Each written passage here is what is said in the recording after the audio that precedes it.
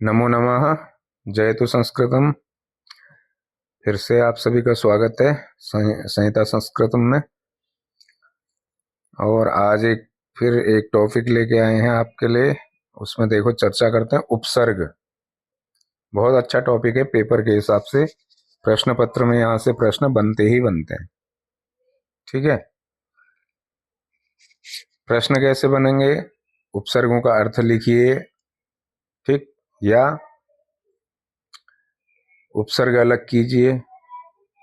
Sorry, यह आएगा उपसर्ग अलग कीजिए।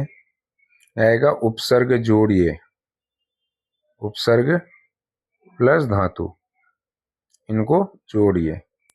ऐसे प्रश्न आएंगे आपके उसमें क्वेश्चन पेपर में। या ये आएगा निम्न में से उपसर्ग धातु प्रत्यय अलग कीजिए। या ये आएगा उपसर्ग वो दे देगा और धातु देगा। ठीक है। उपसर्ग और धातु देके ये बोलेगा कि आप जो है इन उपसर्गों इन दोनों को मिला करके शब्द बनाइए। ये आपको दिया जाएगा। तो जानते हैं उपसर्ग के बारे में। उपसर्ग किसे कहते हैं और कितने प्रकार के होते हैं, कैसा इनका प्रयोग होता है। देखिए उपसर्ग लिख लीजिए आप। उपसर्ग वे अव्यय होते हैं, यानी जो हमने अव्यय पदानी पढ़ा है, या वो शब्दांश हैं जो ना क्रियाओं से पूर्व में जुड़ते हैं। ठीक है। क्रियाओं के पूर्व में जुड़ते हैं अथवा धातुओं से बने कृदंत शब्दों के पहले जुड़कर उनके मूल अर्थ में परिवर्तन कर देता है। ठीक है। उसके अर्थ को विशिष्ट बनाते हैं या अर्थ को पूरी तरह से उलट देते हैं, पलट देते हैं। ठीक है। आप लिख लीजिए उपसर्ग वे अव्यय या शब्दांश हैं जो क्रियाओं तथा धातुओं से बने कृदंत आदि शब्दों में जुड़कर उनके मूल अर्थ में परिवर्तन कर देता है। या शॉर्ट में लिख लीजिएगा, उपसर्ग वे शब्दांश हैं जो क्रिया से पहले जुड़ते हैं। धातु, क्रिया मीन्स धातु, धातु से पहले जुड़ते हैं और उसके अर्थ को परिवर्तित कर देते हैं, यानी कि उस धातु का अर्थ बदल देते हैं। ठीक है। जैसे जय है, जय। ठीक है। इसका मतलब है जीतना, जय करना। अगर इसमें हम एक उपसर्ग जोड़ दें परा, अब क्या बन गया है? पराजय। अब इसका अर्थ बिल्कुल उल्टा हो गया, अर्थ परिवर्तित हो गया, है ना। अब इसका मतलब हो गया हारना। ठीक है। तो उपसर्ग को प्रयोग करके और जो है प्रत्यय को प्रयोग करके, इन सब को प्रयोग करके हम नए नए शब्दों का आविष्कार कर सकते हैं। बहुत सारे शब्द हम बना सकते हैं। इसलिए आपको ये सिलेबस में रखा गया है। ठीक है। ऐसे हार है, हार। ठीक। इसका मतलब होता है माला। क्या मतलब हुआ? कहते हैं ना माला ले आओ, हार ले आओ एक। अब इसमें आप प्र उपसर्ग जोड़ दीजिए, क्या बन गया? प्रहार। अब इसका मतलब क्या हो जाता है? मारना, चोट करना। मारना या चोट करना, अर्थात पूरी तरह से इसका जो अर्थ बदल दिया गया है। तो उपसर्गों का यही काम होता है, वो धातु से पहले जुड़ते हैं और धातु का जो मूल अर्थ है उसको बदल देते हैं।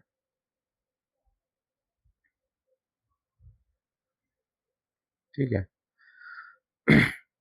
एक श्लोक है, उपसर्गेण उपसर्गेण धात्वार्थो बलाद अन्यत्र नीयते प्रहार आहार संहार विहार परिहार वत। अर्थात उपसर्गेण, उपसर्ग के द्वारा धातु अर्थ क्या बन जाएगा यहाँ पर?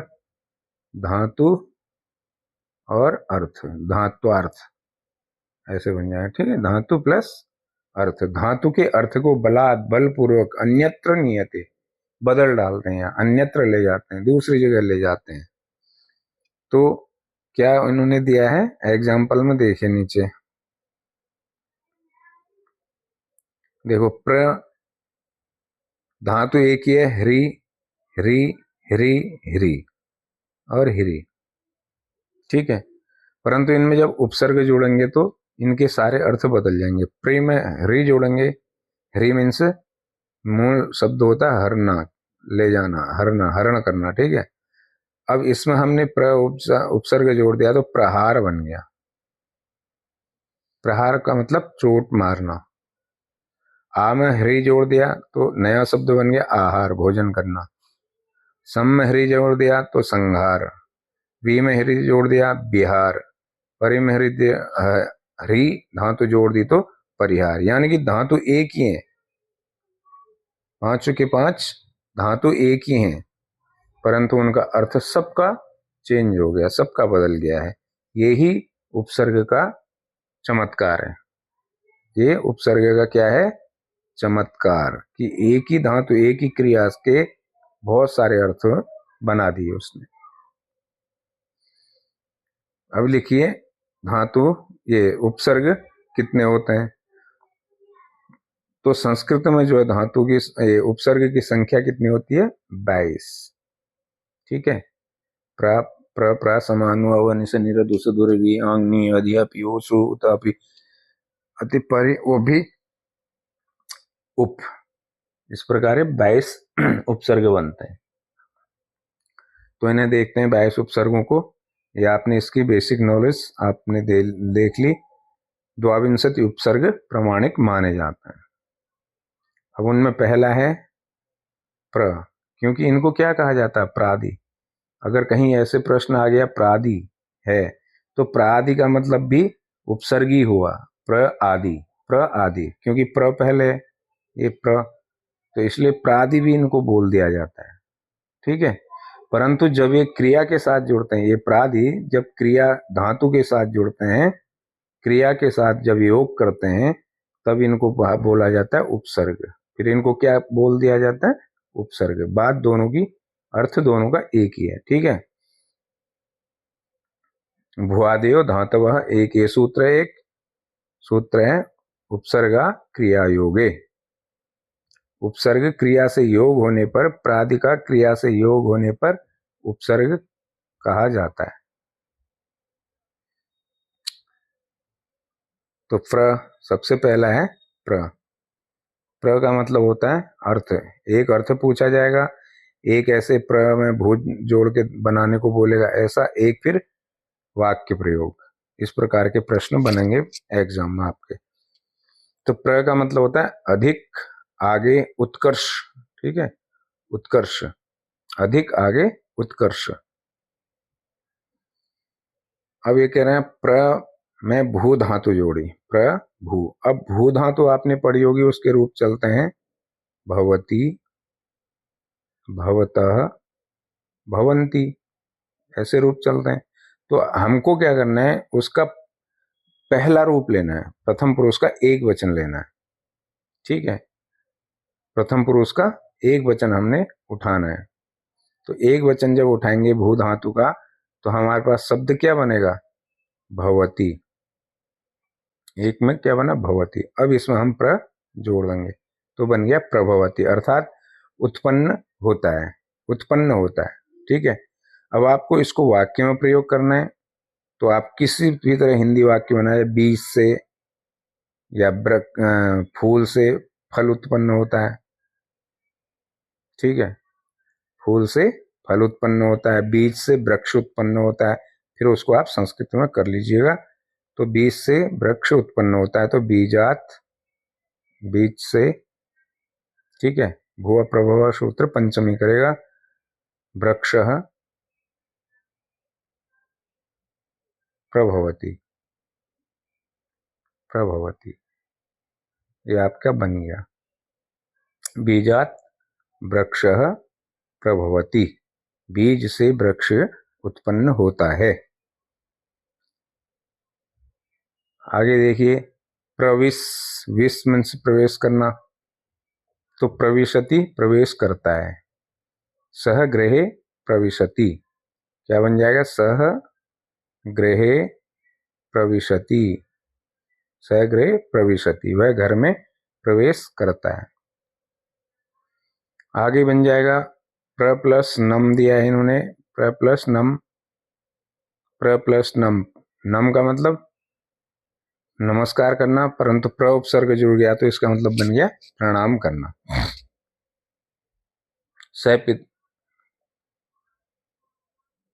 सपित्रम प्रणमति, सगुरुम प्रणमति, वह गुरु को प्रणाम करता है। इस प्रकार ध्यान रखना, इन दोनों को देगा वो या इनमें से देगा बोलेगा, इसमें से तो बोलेगा उपसर्ग और धातु अलग कीजिए तो प्रभु, ठीक। इसको बोलेगा मिला के शब्द बनाओ तो बनेगा प्रभवती। अगला देखते हैं परा। परा का मतलब उल्टा, ठीक, पीछे, उल्टा, पीछे, अनादर। तो जी, परा में जी जोड़ा इन्होंने। अब जी का मतलब क्या होता है? जीतना। इसका रूप कैसे चलते हैं? जयते, जयते जयंते, या जयति जयत जयंती, जयते, ठीक है, जयते, सत्यमेव जयते, जयते रूप बनेंगे आत्मनेपदी में जयते। तो परा में अब जय तो हमारे पास जयते रूप बना, पहली प्रथमा वो प्रथम पुरुष एकवचन में क्या बना? जयते। अब हमने इसमें परा उपसर्ग लगा दिया, विजय होने का उल्टा हो गया, पराजयते, अर्थात हारता है, ठीक है। स अध्ययनात् पराजयते, वह अध्ययन से, पढ़ने से हारता है, ठीक है। सह क्रीणात् पराजयते, वह क्रीड़ा से हारता, खेल में हारता है। ऐसे पराभू, परा प्लस भू। अब भवती देखो, भू का रूप चलाएंगे भवती बन जाएगा, बहुत ध्यान से करना। और इसमें हम परा उपसर्ग जोड़ देंगे, ये रूप बन गया हमारा पराभवती। इसका मतलब भी क्या है? पराजित होता है।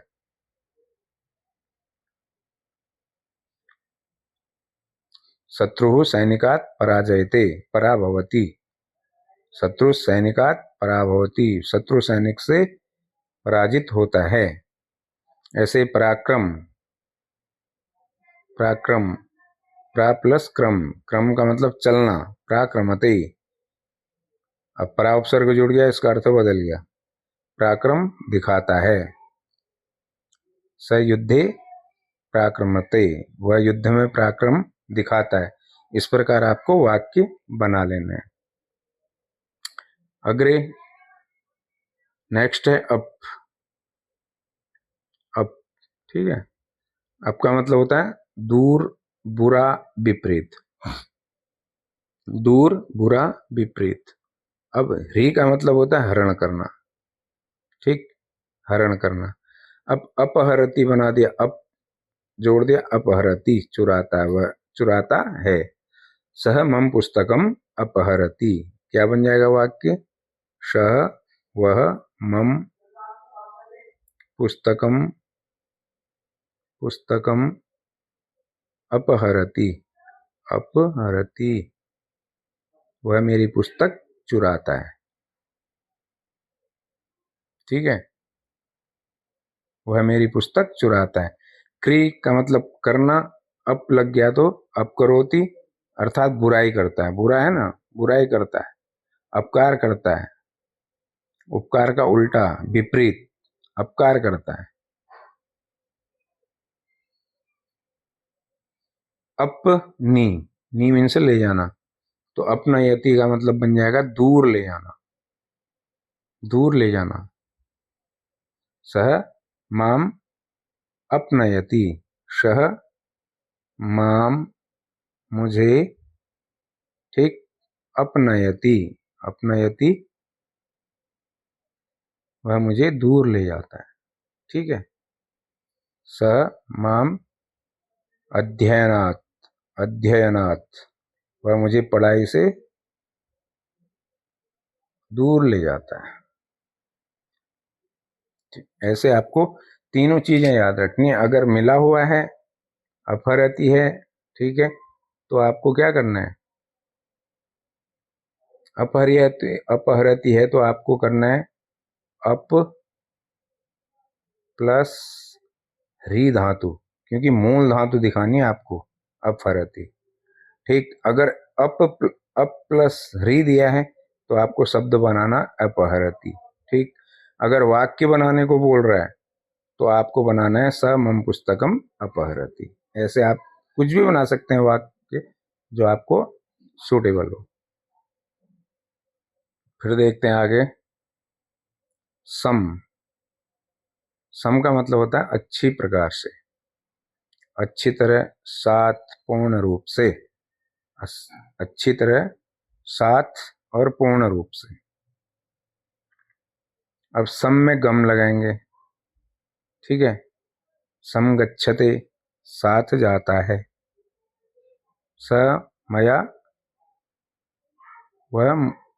वह मेरे साथ जाता है। सह मया सह समगच्छते। ठीक है, सम में भू लगाएंगे, भू का भवती में चलेगा, संभवती। संभवती संभव होता है।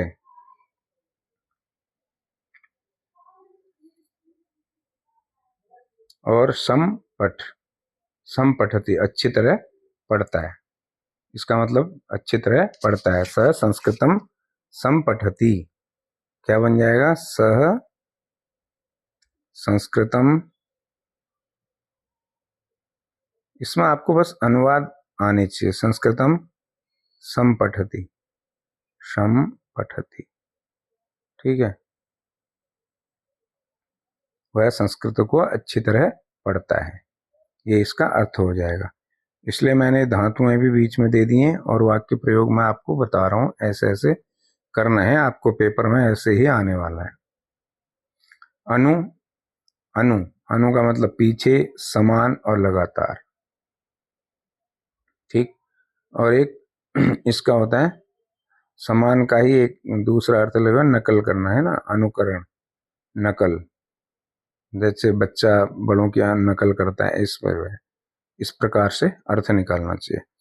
अनु में गम धातु लगाएंगे तो बनेगा अनुगच्छति, क्योंकि गम गच्छ में चलता है, गच्छति गच्छते गच्छन्ति रूप बनते हैं, अनुगच्छति पीछे जाता है। क्या बनेगा, पीछे जाता है। ठीक है,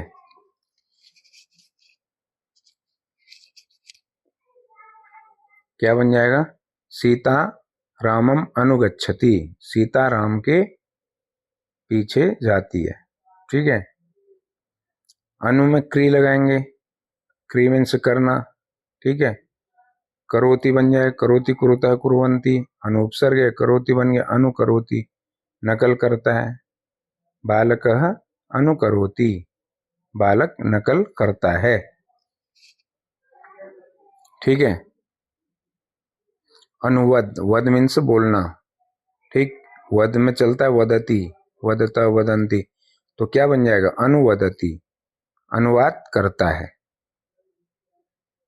ठीक है, या पीछे बोलता है, दोनों ही अर्थ हो जाएंगे। या वह पीछे बोलता है, अनुवदति पीछे बोलता है, या अनुवाद करता है। आगे देखिए, अव अर्थात नीचे, अनादर, अव नीचे, अनादर और ज्ञान, तीन अर्थ हैं, नीचे, अनादर, ज्ञान। अर्थ और भी हो सकते हैं परंतु जो इंपॉर्टेंट है वो आपको बताए जा रहे हैं। नीचे, अनादर और ज्ञान, ये तो इनका हो गया अर्थ। फिर इन्हें जब हम धातुओं के साथ जोड़ेंगे तो जोड़ेंगे कैसे, अब त्रि मीन से होता है तैरना या पार होना। ठीक है, अब त्रि के रूप चलेंगे, तरति तरतः तरंती।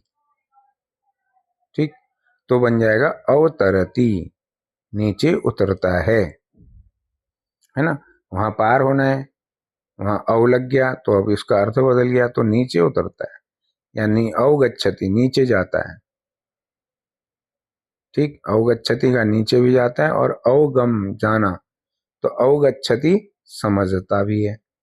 सह पाठम अवगच्छति, वह पाठ को समझता है। सह संस्कृतम अवगच्छति, वो संस्कृत को समझता है या उसे संस्कृत आती है। परंतु सह गृहात अवगच्छति, वह घर से नीचे जाता है। या वृक्षात अवगच्छति, वृक्ष से नीचे जाता है। पर्वतात अवगच्छति, पर्वत से नीचे जाता है। तो कई प्रकार में आप अर्थ कर सकते हैं। अवज्ञा जानना, अब है जानना, जानाति जानतः जानन्ति, तो जानाति अव लग गया, अव जानाति, इसका मतलब क्या हो गया, अर्थ बदल के अपमान करता है। ठीक है, तो ऐसे आपको थोड़े थोड़े वाक्य बनाने आने चाहिए। फिर है निस, बिना बाहर या रहित, बिना बाहर या रहित, बिना बाहर रहित। ठीक है, क्रम चलाएंगे, निष्क्रमति, ये हट जाएगा, निष्क्रमति, निस में क्रम, क्रमति क्रमता ऐसे चला लेंगे तो निष्क्रमति, इसका मतलब बाहर निकलता है। सब वाक्य बनाएंगे इसका, तो बना लेंगे हम सह गृहात, गृहात निष्क्रमति, कहाँ, निष्क्रमति, वह घर से बाहर निकलता है। सह गृहात निष्क्रमति, वह घर से बाहर निकलता है। स विद्यालयात निष्क्रमति, विद्यालय से बाहर निकलता है, कुछ भी हो सकता है, जैसे आपको सुविधा हो। सर सरकना, है ना, सर सरकना, निस जोड़ दिया, अब इसका भी तो सरति सरता सरंती बन जाएगा, तो निस्सरति। अब इस उपसर्ग को क्या हो गया, विसर्ग हो गया है। ठीक है, तो निस्सरति, स को विसर्ग, नहीं सरती, ऐसे बन गया नहीं सरती, निकलता है, निकलना। गंगा हिमालयात, आप लिख लीजिए हिमालयात नहीं सरती, नहीं सरती, क्या होती है, गंगा हिमालय से निकलती है, गंगा हिमालय से निकलती है, ऐसा इसका रूप बन जाएगा। फिर आगे है निश्चर, चरमिन से चलना। ठीक है, निश्चरति निकलता है या विचरता है, विचरण करता है, कुछ भी शब्द बन सकता है, और ये धातु के साथ ऐसे आपको प्रयोग करना है। निर, बिना, क्या अर्थ में प्रयोग होगा, बिना, बाहर और पूर्ण रूप से। ठीक है, निकलना, इसका एक अर्थ है निर्गच्छति है, निर्गम जाना। ठीक है, गम से जाना, निर्गच्छति बाहर जाता है या निकलता है, इसका ये भी बन जाएगा निकलता है, निर्गच्छति निकलता है, दोनों अर्थ बन जाएंगे। सह गृहात निर्गच्छति, वह घर से निकलता है या वह घर से बाहर जाता है। निर्वह, ठीक है, निर्वह ले जाना, वह का अर्थ है ले जाना, परंतु यहाँ इसका निर शब्द लगने से पूर्ण रूप बदल गया, तो पूर्ण रूप बदल जाने से निर्वहति निभाता है। सह स्वधर्मम निर्वहति, वह अपना धर्म निभाता है। त्वम स्वधर्मम निर्वहसी, तुम अपना धर्म निभाते हो, अपना कर्तव्य निभाते हो। निर में दिश जोड़ेंगे, दिश जोड़ेंगे तो निर्देशति, निर्देश देता है। आगे देखिए, दुस कठिन, बुरा, विपरीत। अगर मन से पढ़ोगे तो कठिन कुछ नहीं है, जब बातें समझ में आने लग जाएंगी तो फिर कठिन नहीं लगेगा। अगर आपने अनुवाद थोड़े कर रखे होंगे, रूप याद कर रखे हैं, तो आपको इतना बुरा, इतना कठिन ये नहीं लगेगा। तो दुस और दूर, इन दोनों को एक ही में ले लेना, दुस और दूर एक ही अर्थ होता है। ठीक है, कठिन, बुरा, विपरीत, क्या होता है, कठिन, बुरा, विपरीत। दुश्चर, चर यहां पर आचरण करने के लिए है। ठीक है, दुश्चरति, बुरा आचरण करता है, क्या करता है, बुरा आचरण करता है। सह सहन करना, दुष जोड़ दिया, दुस्सहते। ठीक है, सहन करना कठिन होता है, बड़ी मुश्किल से सहन करता है, दुस्साह। ऐसे दुस्साहस, है ना, बुरा साहस करता है, कठिन साहस। दुस्त्यज छोड़ना, दुस्त्यज कठिनाई से छोड़ता है। ये शब्द हिंदी में भी आपने पढ़े हैं। ऐसे दुर्लभ, लभ मीन्स पाना, दुर्लभ तो कठिनाई से प्राप्त करता है। गम जाना, दुर्गच्छति कष्ट से जाता है। दुर्वद मीन्स बोलना, दूर जोड़ दिया। दुर्वच, दुर्वदति या दुर्वाच्यम बुरा बोलने योग्य, या दुर्वदति बुरा बोलता है। सह माम प्रति दुर्वचति, दुर्वदति वह मेरे प्रति बुरा बोलता है। ठीक है, कर लोगे। 11वां है वि विशेष या भिन्न भिन्न। ठीक है, अब ये 10 उपसर्ग आप इन्हें और ज्यादा इनका अभ्यास कीजिए, प्रैक्टिस कीजिए, है ना। इससे बचे हुए जो है अगली कक्षा में हम देखेंगे, अगली क्लास में देखते हैं इन्हें। तब तक आप इन पर बहुत प्रैक्टिस कीजिए और इससे बहुत नंबर आपको मिलने वाले हैं, इनका विशेष ध्यान रखिएगा। तो मिलते हैं नेक्स्ट क्लास में। ठीक है, तब तक जय तो संस्कृतम जय तो भारतम, नमो नमः, पुनः मिलामः।